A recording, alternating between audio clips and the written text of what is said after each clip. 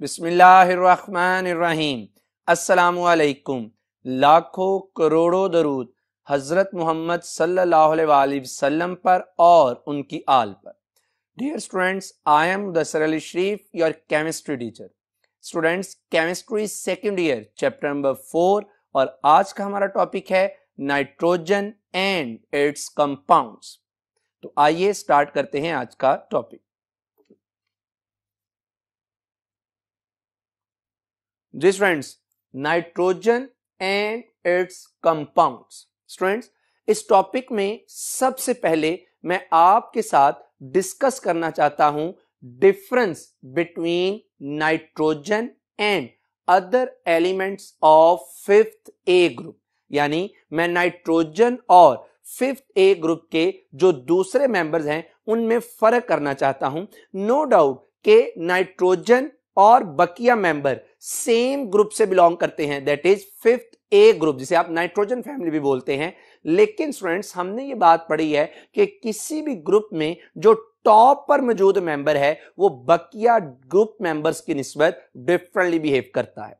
Students, मैं आपके साथ ये बात जरा डिस्कस करना चाहता हूं कि आखिर वो कौन सी प्रॉपर्टीज हैं, वो कौन सी फीचर्स हैं जिनकी वजह से नाइट्रोजन अपने बकिया ग्रुप मेंबर्स की निस्बत डिफरेंटली बिहेव करता है। तो इसके लिए मैंने क्या किया, एक कंपैरिजन की शक्ल में आपके साथ डिस्कस करने का सोचा। यानी मैंने एक तरफ एक कॉलम में नाइट्रोजन लिख दिया और दूसरे कॉलम में other members of fifth A group. और अदर मेंबर्स में आपको पता है कि क्या आ जाएंगे, फास्फोरस, आर्सेनिक, एंटीमनी और बिस्मिथ। स्टूडेंट्स, अगर मैं इनके डिफरेंस की बात करूं तो याद रखिएगा कि nitrogen exist as diatomic molecule. जो नाइट्रोजन है ये डाई एटॉमिक मॉलिक्यूल के तौर पे एग्जिस्ट करती है, यानी N2।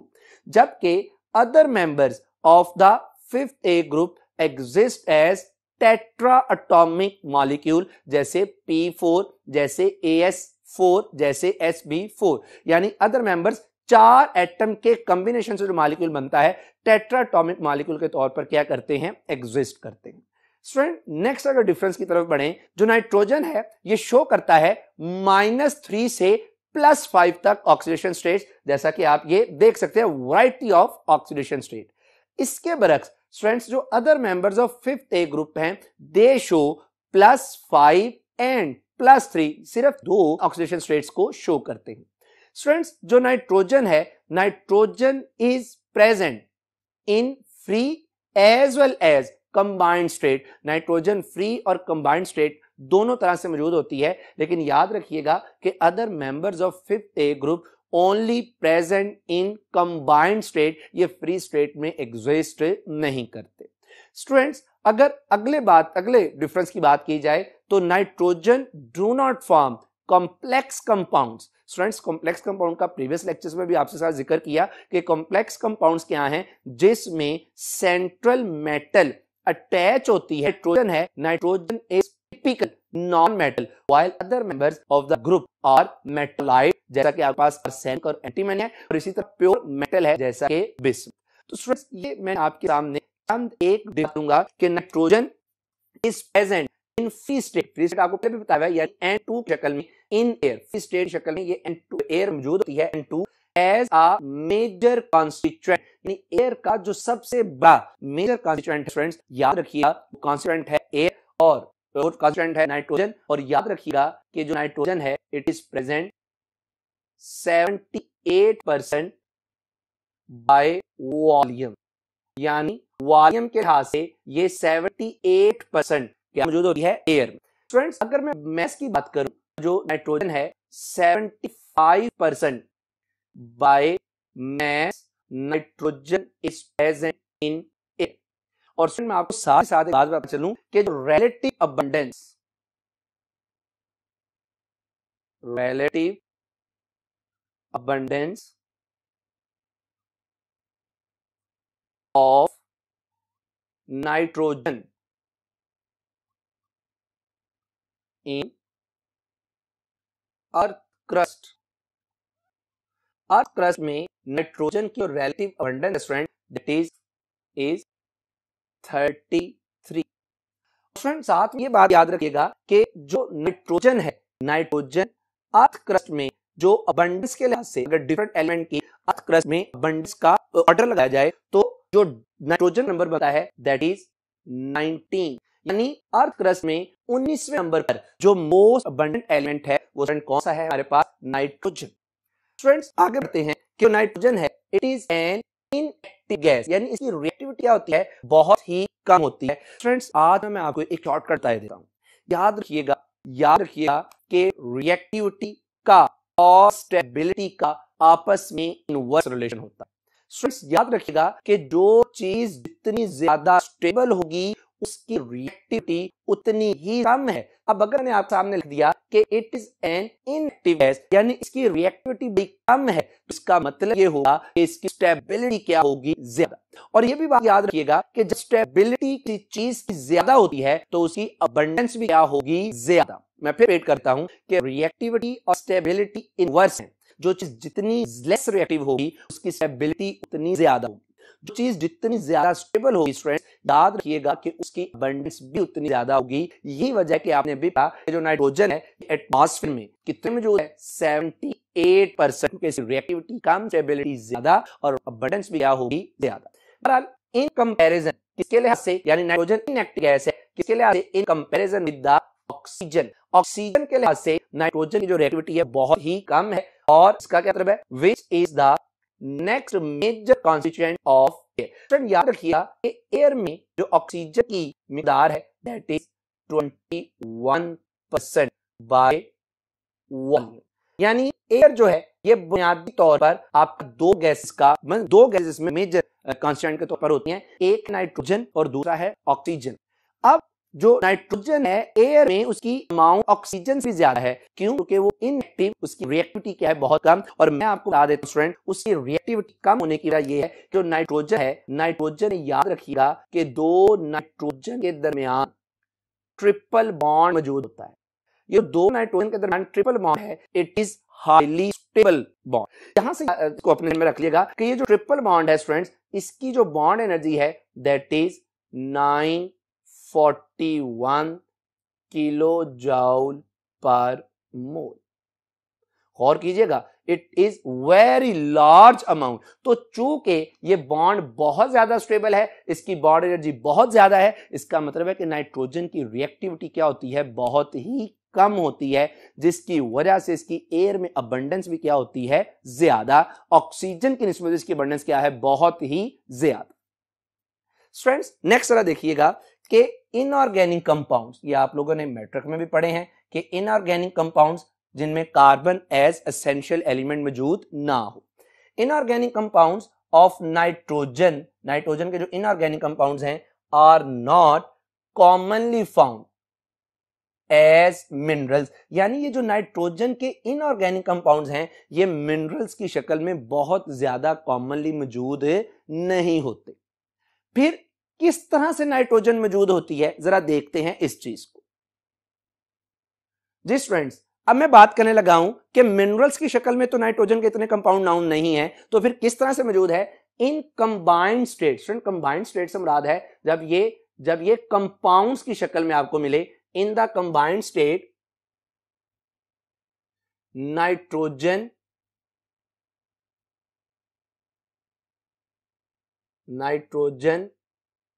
is found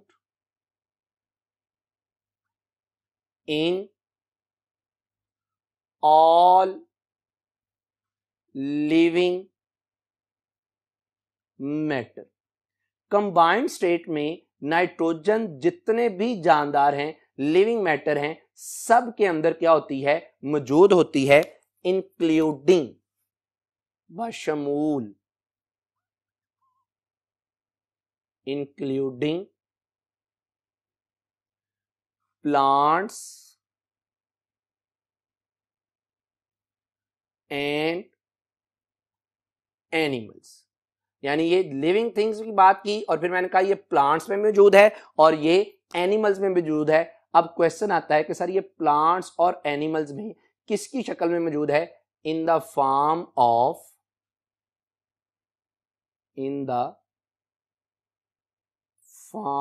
of urea, in the form of proteins. और स्टूडेंट ये जो प्रोटीन्स हैं देख भी सकते हैं, मैंने चंद एक आपके सामने प्रोटीन के स्ट्रक्चर रखे, प्रोटीन्स, और प्रोटीन के बगैर लाइफ मुमकिन नहीं। एंड अमाइनो एसिड्स, जैसा कि आपके सामने मैंने चंद एक अमाइनो एसिड्स रखे, और अमाइनो एसिड्स भी आपके पास क्या हैं, बिल्डिंग ब्लॉक्स हैं किसके, प्रोटीन्स। तो कहना ये चाह रहा हूं कि कंबाइंड स्टेट में नाइट्रोजन मौजूद है जितने भी लिविंग मैटर हैं उन सब में, इंक्लूडिंग प्लांट्स एंड एनिमल्स। और मैंने जिक्र कर दिया कि किस किस तरह से, in the form of urea, proteins और अमाइनो एसिड्स। तो स्टूडेंट्स ये तो मैंने आपके सामने डिस्कस की ऑकरेंस ऑफ नाइट्रोजन।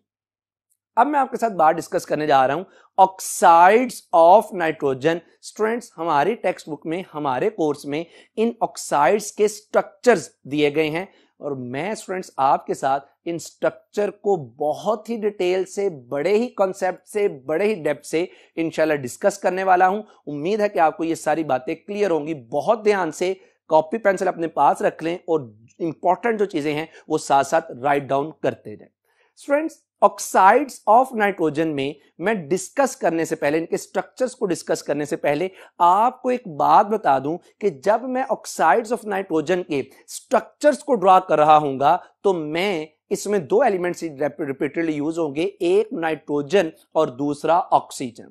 स्टूडेंट्स मैं इन नाइट्रोजन और ऑक्सीजन के सिर्फ जो इलेक्ट्रॉन्स मेंशन करूंगा वो इनके वैलेंस इलेक्ट्रॉन्स होंगे।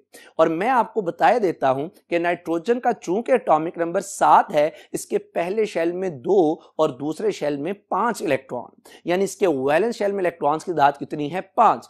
और जब आप ऑक्सीजन की बात करते हैं, ऑक्सीजन का एटॉमिक नंबर है 8, जिसका मतलब है पहले शेल में 2 और दूसरे शेल में 6 इलेक्ट्रॉन है, यानी ऑक्सीजन के वैलेंस शेल में इलेक्ट्रॉन्स की तादाद है 6। तो जैसा कि मैंने आपसे कहा कि जब मैं इनके स्ट्रक्चर्स ड्रा करूंगा ऑक्साइड्स ऑफ नाइट्रोजन के, तो मैं सिर्फ मेंशन करूंगा कौन से electrons that are present in the valence shell. Student जो सबसे पहला हमारे पास नाइट्रोजन का ऑक्साइड है दैट इज नाइट्रस ऑक्साइड, या इसी का दूसरा नाम है डाई नाइट्रोजन ऑक्साइड। स्टूडेंट ये जो डाई नाइट्रोजन ऑक्साइड है, मैंने आपके सामने इसका फार्मूला लिख दिया, दैट इज N2O। तो इसका मतलब यह हुआ कि इसमें 2 नाइट्रोजन है और 1 ऑक्सीजन मौजूद है। स्टूडेंट अगर यहां पे सबसे पहले मैं नाइट्रोजन की बात करूं तो अगेन नाइट्रोजन के वैलेंस शेल में कितने इलेक्ट्रॉन्स हैं, 5 इलेक्ट्रॉन हैं। तो आप देख सकते हैं कि 2 इलेक्ट्रॉन मैंने अबव शो कर दिए और 2 इलेक्ट्रॉन मैंने इसके साथ शो कर दिए। पीछे बचा इसका 1 वैलेंस इलेक्ट्रॉन, आप देख सकते हैं। इसी तरह इस नाइट्रोजन के साथ एक और नाइट्रोजन है, अगेन उसके आउटर मोस्ट शेल में स्टूडेंट्स कितने इलेक्ट्रॉन होंगे, 5 इलेक्ट्रॉन्स मौजूद होंगे। स्टूडेंट्स इनमें से 2 इलेक्ट्रॉन आप देख सकते हैं कि मैंने इसके एक तरफ शो कर दिए, और इसमें जो 2 इलेक्ट्रॉन है स्टूडेंट्स वो मैंने एक तरफ रिप्रेजेंट कर दिए। तो स्टूडेंट यहां पे टोटल मैंने अभी तक कितने इलेक्ट्रॉन रिप्रेजेंट कर दिए, 4। जो 5वां इलेक्ट्रॉन है वो मैंने इन्हीं के साथ ये लिख दिया। अब होगा क्या स्टूडेंट कि ये जो 2 नाइट्रोजन है इनके दरमियान में पहले एक इलेक्ट्रॉन की शेयरिंग होगी और एक सिंगल कोवलेंट बॉन्ड बन जाएगा। अब जरा स्टूडेंट देखिएगा, जो सेकंड वाला नाइट्रोजन है मैंने इसके साथ ऑक्सीजन को लिख दिया, और ऑक्सीजन के आउटर मोस्ट शेल में 6 इलेक्ट्रॉन होते हैं, जैसा कि आप काउंट कर भी सकते हैं, 1 2 3 4 और 5 और 6। अब स्टूडेंट यहां पे ऑक्सीजन के पास भी 2 इलेक्ट्रॉन है, नाइट्रोजन के पास भी 2 इलेक्ट्रॉन है। नाइट्रोजन का भी ऑक्टेट कंप्लीट नहीं हुआ, सेंट्रल जो नाइट्रोजन है, और ऑक्सीजन का भी ऑक्टेट कंप्लीट नहीं हुआ, तो ये दोनों एक 2 इलेक्ट्रॉन की स्टूडेंट्स शेयरिंग करते हैं, तो नाइट्रोजन और ऑक्सीजन के दरमियान में एक डबल बॉन्ड डेवलप हो जाता है। अब अगर आप स्ट्रक्चर को गौर से देखें तो स्ट्रक्चर में ऑक्सीजन का भी ऑक्टेट पूरा हो गया, 6 तो अपने थे इसके पास, 2 उसने नाइट्रोजन के साथ शेयर कर लिए। जो सेंट्रल नाइट्रोजन है उसका भी ऑक्टेट कंप्लीट हो गया, लेकिन जो वेरी फर्स्ट नाइट्रोजन है अभी भी इसका ऑक्टेट कंप्लीट नहीं हुआ। इसके वैलेंस शेल में 5 इसके अपने थे, 1 इसने नाइट्रोजन के साथ शेयरिंग कर ली, टोटल हो गए 6, यानी अभी भी इसके पास डेफिशिएंसी है 2 इलेक्ट्रॉन की। तो अब होता क्या है कि जो सेंट्रल नाइट्रोजन है ये इसको अपना लॉन पेयर शेयर करता है, और इन दोनों नाइट्रोजन्स के दरमियान कोऑर्डिनेट कोवलेंट बॉन्ड क्या हो जाता है, डेवलप हो जाता है। स्टूडेंट ये तो इसका एक स्ट्रक्चर था। अगर मैं आपको इसका दूसरा रेजोनेंस स्ट्रक्चर दिखाऊं, स्टूडेंट याद रखिएगा रेजोनेंस क्या होती है? रेजोनेंस जिसे आप डीलोकलाइजेशन भी बोलते हैं, मूवमेंट ऑफ इलेक्ट्रॉन्स। ये मैंने बड़ी सिंपल सी डेफिनेशन की, टेक्निकल डेफिनेशन आप ऑर्गेनिक केमिस्ट्री में पढ़ेंगे। अच्छा स्टूडेंट, मैं जब इसका आपको सेकंड स्ट्रक्चर दिखाऊं जो रेजोनेंस स्ट्रक्चर है, तो अगेन मैंने इसमें क्या किया, दो नाइट्रोजन आपके सामने रख दिए, इनके वैलेंस इलेक्ट्रॉन रख दिए, और तीसरे नंबर पे मैंने ऑक्सीजन का एटम आपके सामने रख दिया। अब जरा स्टूडेंट गौर से देखें अगर आप, तो ये जो मैंने दो नाइट्रोजन के एटम रखे, इनमें मैंने इन दोनों नाइट्रोजन के एटम के दरमियान 3-3 इलेक्ट्रॉन शो कर दिए, और पहले नाइट्रोजन के ऊपर मैंने 2 इलेक्ट्रॉन शो कर दिए, और दूसरे नाइट्रोजन के साथ भी मैंने 2 इलेक्ट्रॉन्स को मेंशन कर दिया। अब होगा क्या कि ये जो दो नाइट्रोजन है ये आपस में 3 इलेक्ट्रॉन्स की शेयरिंग करेंगे, और इनके दरमियान में ट्रिपल कोवलेंट बॉन्ड बन जाएगा। और जरा गौर कीजिएगा कि ऐसा करने से दोनों नाइट्रोजन क्या हो जाएंगे, ऑक्टेट कंप्लीट करके स्टेबल। लेकिन स्टूडेंट्स जो इनके साथ ऑक्सीजन मौजूद है, ऑक्सीजन के वैलेंस शेल में 6 इलेक्ट्रॉन है, अभी भी ऑक्सीजन की डेफिशिएंसी है। कितने इलेक्ट्रॉन की? 2। तो जो सेंट्रल नाइट्रोजन है ये अपने लॉन पेयर के जरिए से ऑक्सीजन के साथ क्या बना लेता है, कोऑर्डिनेट कोवलेंट बॉन्ड बना लेता है, और इस तरह से जो ऑक्सीजन है इसका ऑक्टेट भी क्या हो जाता है, कंप्लीट हो जाता है। स्टूडेंट बढ़ते हैं हम नेक्स्ट ऑक्साइड ऑफ नाइट्रोजन, और जो नेक्स्ट ऑक्साइड ऑफ नाइट्रोजन है student that is called nitrogen oxide, या इसी को हम बोलते हैं नाइट्रिक ऑक्साइड। स्टूडेंट्स अगेन मैं ये जो चीज है ना ये बार बार रिपीट होगी कि अगेन मैंने नाइट्रोजन लिख दिया, इसके वैलेंस शेल के इलेक्ट्रॉन्स की तादाद लिख दी, और साथ ही मैंने ऑक्सीजन यानी इसके वैलेंस शेल में 6 इलेक्ट्रॉन्स की तादाद मेंशन कर दी। अब होगा क्या स्टूडेंट कि नाइट्रोजन और ऑक्सीजन अपने 2-2 इलेक्ट्रॉन्स की शेयरिंग करेंगे, और शेयरिंग करने से इनके दरमियान में डबल बॉन्ड डेवलप हो जाएगा। जब ये डबल बॉन्ड डेवलप हो जाएगा तो अगर आप ऑक्सीजन के इलेक्ट्रॉन्स को देखें तो आपको पता चलेगा कि जो ऑक्सीजन है इसका ऑक्टेट क्या हो गया, कंप्लीट। 6 तो अपने इलेक्ट्रॉन थे, 2 इसने नाइट्रोजन के साथ शेयर किए, तो इसका ऑक्टेट क्या हो जाएगा, कंप्लीट हो जाएगा। लेकिन स्टूडेंट्स अगर आप नाइट्रोजन की बात करें तो नाइट्रोजन के आउटर मोस्ट शेल में टोटल कितने इलेक्ट्रॉन थे, 5। 2 उसने शेयर कर लिए किसके साथ, ऑक्सीजन के साथ, यानी कितने हो गए, टोटल इसके आउटर मोस्ट शेल में हो गए 7। जो 1 इलेक्ट्रॉन है, जरा गौर करिएगा, वो नाइट्रोजन के ऊपर अनपेयर्ड इलेक्ट्रॉन की शक्ल में क्या होगा, मौजूद होगा। स्टूडेंट इसका मतलब है कि इसमें अभी एक अनपेयर्ड इलेक्ट्रॉन है, अभी नाइट्रोजन का ऑक्टेट कंप्लीट नहीं हुआ। तो याद रखिएगा ये स्ट्रक्चर बी, ये जो ऑक्साइड है, ये ऑक्साइड MO भी स्टेबल नहीं। स्टूडेंट बहरहाल ये जो मैंने आपके सामने इसका स्ट्रक्चर मेंशन किया ना, it is the covalent structure of nitric oxide. अब स्टूडेंट इसी का एक आयोनिक स्ट्रक्चर भी है।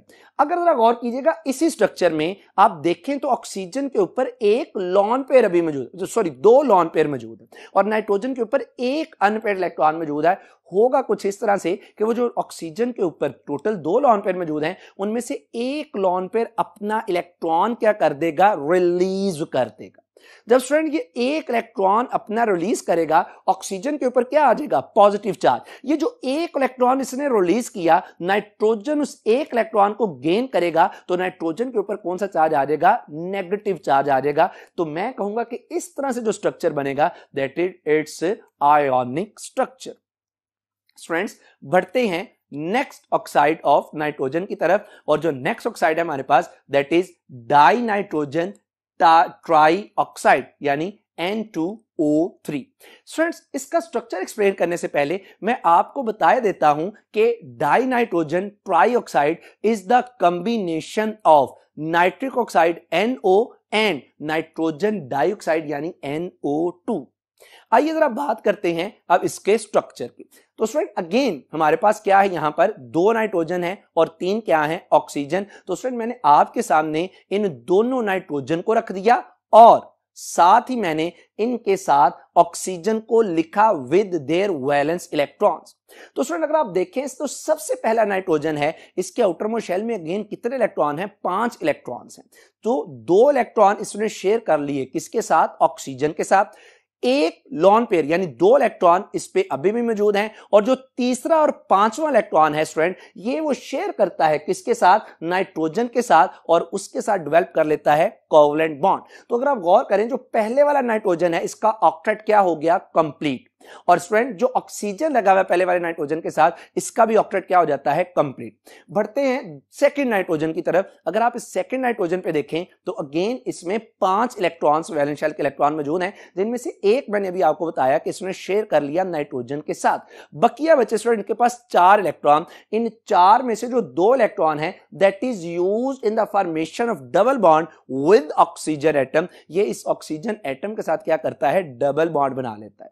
स्टूडेंट्स अब इसके पास बचा एक लॉन पेयर। अब जरा गौर कीजिएगा कि यहां हमारे पास जो ऑक्सीजन है इसका ऑक्टेट अभी कंप्लीट नहीं हुआ, इसको चाहिए हैं 2 इलेक्ट्रॉन्स। तो ये क्या करता है, जो नाइट्रोजन है, ये जो तीसरी ऑक्सीजन है, ये अपने लॉन पेयर के जरिए से इसके साथ क्या बना लेता है, कोऑर्डिनेट कोवलेंट बॉन्ड। स्टूडेंट्स बढ़ते हैं अपने नेक्स्ट स्ट्रक्चर की तरफ, और नेक्स्ट स्ट्रक्चर है नाइट्रोजन डाइऑक्साइड। और स्टूडेंट याद रखिएगा कि ये नाइट्रोजन डाइऑक्साइड है, it is also called nitrogen पर ऑक्साइड। तो स्टूडेंट अगेन मैंने अभी आपके सामने इसके सिर्फ क्या रखे, इलेक्ट्रॉन्स। तो आप देख सकते हैं इसके सिर्फ एटम्स रखे, और इनके एटम में एक नाइट्रोजन और 2 ऑक्सीजन है। नाइट्रोजन के मैंने वैलेंस शेल के इलेक्ट्रॉन्स लिखे विच आर 5, और आप देख सकते हैं कि इनमें से 2 इलेक्ट्रॉन्स यूज हो गए इन the formation of double bond with oxygen atom, और जो एक लॉन पेयर है that is used in the formation of coordinate covalent bond with oxygen. Student यहां पे भी इसके पास एक नाइट्रोजन के पास क्या बच जाता है, अनपेयर्ड इलेक्ट्रॉन, और इसी वजह से ये पैरामैग्नेटिक भी है, अनपेयर्ड इलेक्ट्रॉन है, और हम कहते हैं कि ये भी अगेन जो नाइट्रोजन का ऑक्साइड है ये इतना स्टेबल नहीं। स्टूडेंट्स बढ़ते हैं लास्ट ऑक्साइड ऑफ नाइट्रोजन, जिसे आप बोलते हैं डाई नाइट्रोजन पेंटा ऑक्साइड। यहां इसी का नाम आपने रखा हुआ है कि नाइट्रिक एनहाइड्राइड, और इसका फार्मूला है स्टूडेंट N2O5। अगर आप इसके स्ट्रक्चर्स को स्टूडेंट देखें तो आपको इसके स्ट्रक्चर में मैंने सबसे पहले एटम्स की तादाद, एटम्स के लिख दिए कि इसमें हमारे पास जो 2 नाइट्रोजन एटम होंगे इनके दरमियान में क्या चीज मौजूद होगी, ऑक्सीजन। स्टूडेंट्स आप देख सकते हैं अगर मैं सबसे पहले नाइट्रोजन की बात करूं तो इसके वैलेंस शेल में मैंने आपके सामने 5 इलेक्ट्रॉन्स मेंशन कर दिए। स्टूडेंट ये जो 5 इलेक्ट्रॉन्स हैं इनमें एक इलेक्ट्रॉन इस्तेमाल हो गया in the formation of covalent bond with oxygen atom, and 2 electrons are used in the formation of double bond with oxygen atom. Oxygen के एटम में 6 इलेक्ट्रॉन है वैलेंस शेल में, तो 2 वो भी शेयर करके ऑक्सीजन अपना ऑक्टेट क्या कर लेता है, कंप्लीट। जरा गौर कीजिएगा कि ये जो पहले वाला नाइट्रोजन है, ऐसा करने से इस नाइट्रोजन का ऑक्टेट भी क्या हो जाता है, कंप्लीट। लेकिन इस नाइट्रोजन के साथ जो सेकंड ऑक्सीजन लगी है, इस सेकंड ऑक्सीजन के वैलेंस शेल में 6 इलेक्ट्रॉन है, अभी भी कमी है 2 इलेक्ट्रॉन की, तो ये नाइट्रोजन इस ऑक्सीजन के साथ क्या कर लेता है, कोऑर्डिनेट कोवलेंट बॉन्ड बना लेता है।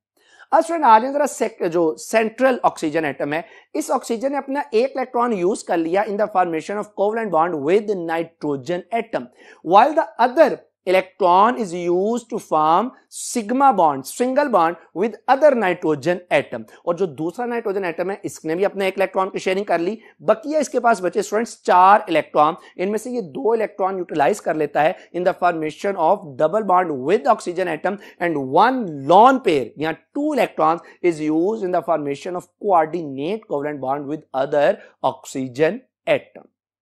तो स्टूडेंट्स ये मैंने आपके सामने तमाम ऑक्साइड्स ऑफ नाइट्रोजन के स्ट्रक्चर्स को डिटेल से 1 बाय 1 हर एक इलेक्ट्रॉन्स की तादाद के साथ आपके साथ डिस्कस किया। उम्मीद है कि आपको ये बातें समझ आई होंगी। मेरी अल्लाह सुब्हानहू व तआला से दुआ है कि आप पे अपना रहम करम फजल फरमाए। अपना बहुत ख्याल रखिए।